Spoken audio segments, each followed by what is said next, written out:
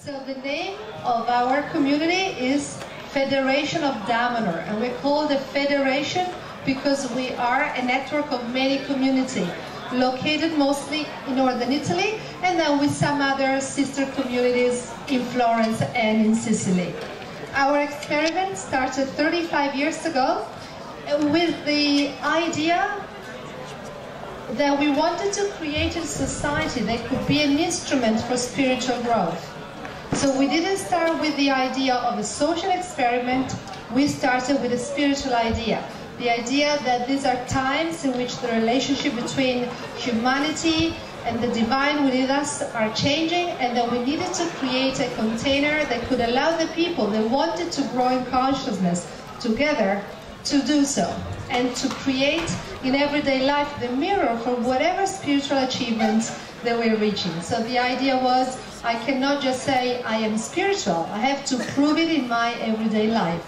And so with this idea, we started experimenting with everything that has to do with life, from economy, and today we have our own currency system, and a credit union that also uses our own local currency. We have our own constitution. Of course, we follow the laws of Italy, but we have our own constitution which consists of spiritual principles that everybody who comes and lives in the community decides to share. We have schools for children from 0 to 13 years of age. We have a comprehensive, alternative, and also more traditionally Western healthcare system for all the citizens.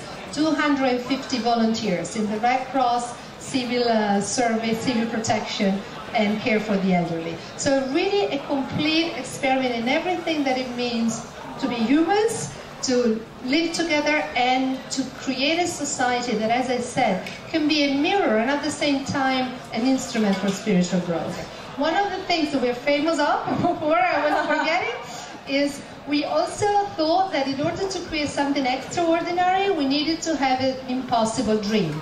It wasn't enough to have something that seemed possible. So we decided to create a complex of temples inside a mountain. And now probably this is the thing we're most well known for.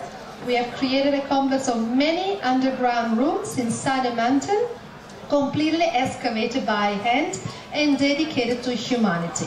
So they're called the temples of humankind.